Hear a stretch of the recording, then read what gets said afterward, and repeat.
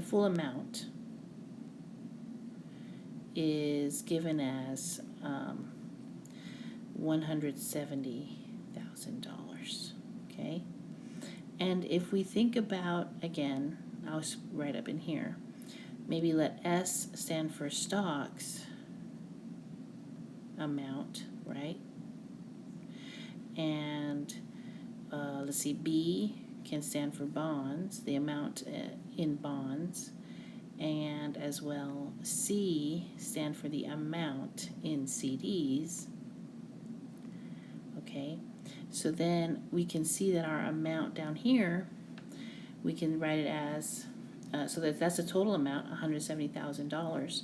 But if we write it as a breakdown of stocks, bonds, and CDs, we write stocks plus bonds plus CDs would all add up to $170,000. So this is one way of putting together an equation that describes that situation.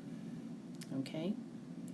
The other thing that happens is, if we go back here, that how much they pay out. So the money is invested in stocks, bonds, and CDs, and CDs pay 4.5% interest, bonds pay 5.6%, and stocks pay 8.7% interest. And so that's another piece of information here that is important. Okay, so we're going to be using that. Let's keep reading on here. Country Day invests $30,000 more in bonds than in CDs. Okay, and so that actually we can actually turn that into, because it's kind of an amount information, we can use sort of this sort of situation. Well, at least the variables here to say what? That if we had whatever we had in CDs, then those CDs versus bonds, they paid $3,000 more in bonds than in CDs. So if you think about what that would mean, the bonds would be whatever the CDs was worth plus $30,000 more. Okay. You can rewrite this so that it looks like more like an equation as you see here. Okay. So we can just bring that to the other side. So the difference between, so B minus C would be 30,000. And so that's another equation that we would have from the information we're reading. Okay. And then we have a third situation. So it says if the annual income from the investments is $96.30, what do they mean by the annual income? Well, that's the income from the interest paid out by each of these different investments, right? So what we have here is another equation, and so this is where we get the interest information. So I'll write that here below. And so we're going to convert the percentage into decimal. 0.4, oh no, that's for CDs. Let's keep it in kind of an order here. Let's see, where's stocks? Oh, there's stocks. Stocks is 8.7%. Okay, so if I write it as 0.087 times the stocks plus, okay, where's bonds? Bonds is 5.6% interest, so I like to put my zeros in front, 0.056 in bonds plus, and then finally CDs pays 4.75, so 0.0475 times C. That's how much it would pay annually. And what is that? That's $96.30. Okay, so now we have these three equations. Three equations with three unknowns, and so we're going to use those techniques to be able to solve for those equations. And so you could see, for example, here that one thing we can do is if we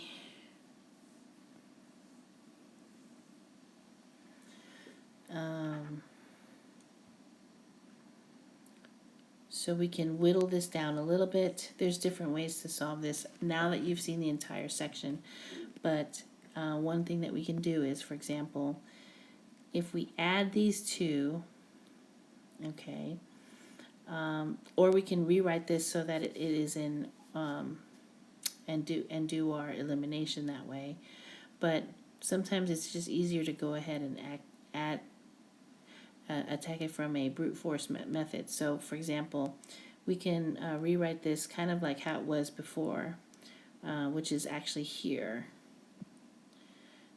So kind of using this information here, we can take that, plug it into that first equation, and that allows us to have the equation that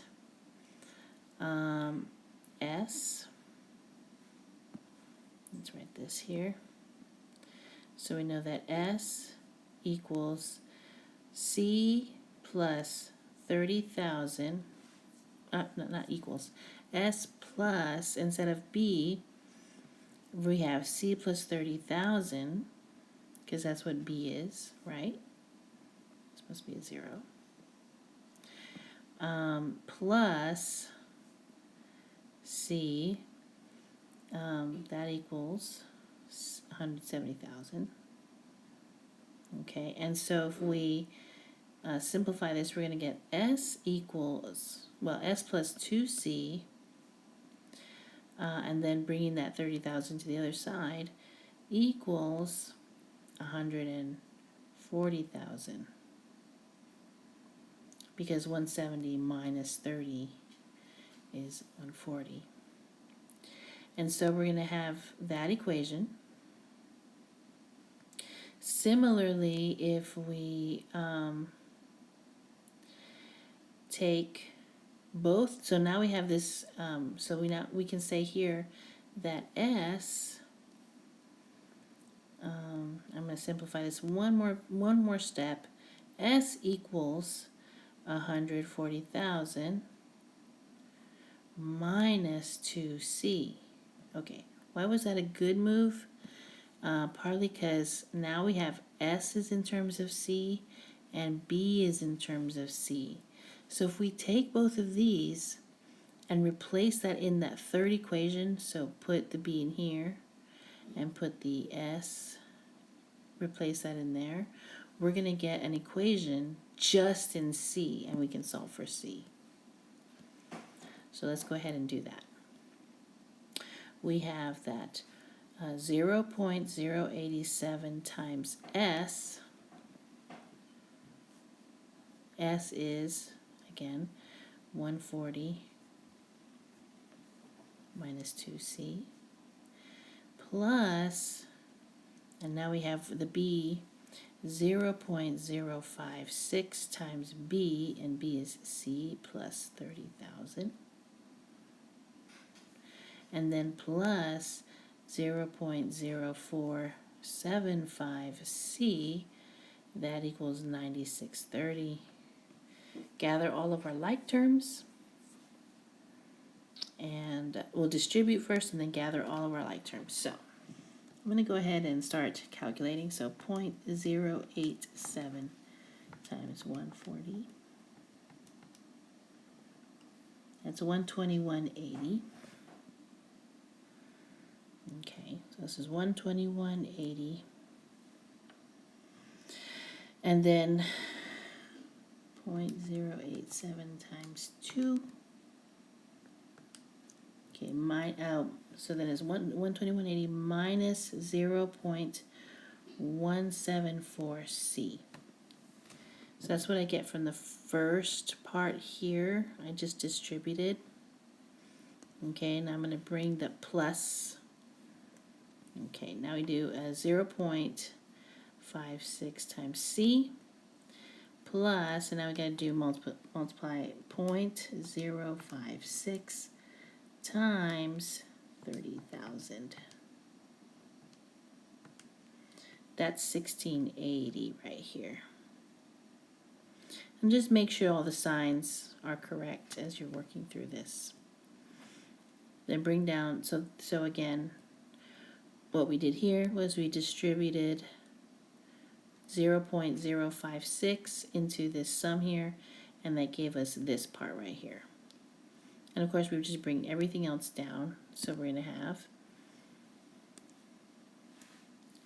0.0475C equals 9630.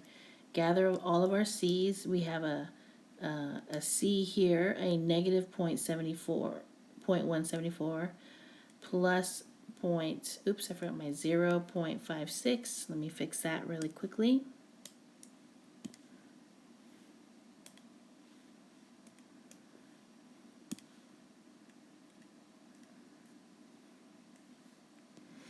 Okay, and then plus 0.0475. Okay, so we have all these we have to add up. Let's do that.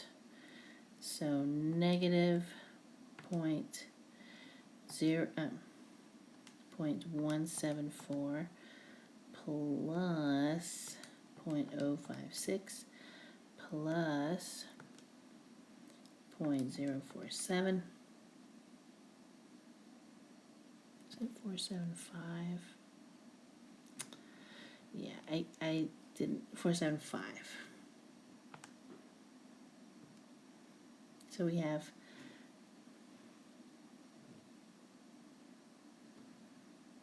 negative 0.0705. So on this side we're going to have negative 0.0705C. That's gathering all the C's up. And then we're going to have 12180 plus 1680, right? That's what we have here on the left hand side. That comes to 13,860. Then when you bring it to the right hand side, you're subtracting 13,860. So you have that 9630 minus 13,860 gives you 4230. So negative 4230, and then of course dividing that by 0.0705, we get 60,000.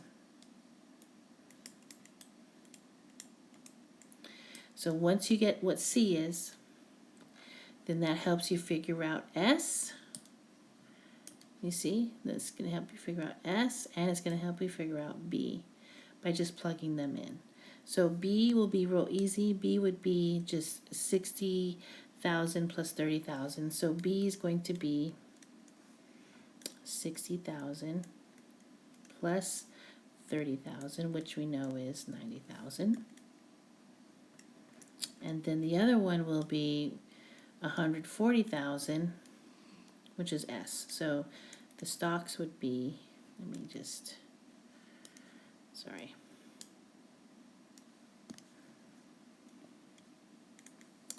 So it's going to be 140,000 minus twice C, 2 times 60,000, which we know is 120. And so 140 minus 120, that's 20,000. And you can see that this is exactly what we need to have, because if you go 90,000 plus 60,000 plus 80,000, 20,000, you would have 170,000, which is what you wanted. So these are the solutions to what you need to enter in the end. Right, so we have our stocks at 20,000, our bonds at 90, and our CDs at 60. Okay, I hope that helped.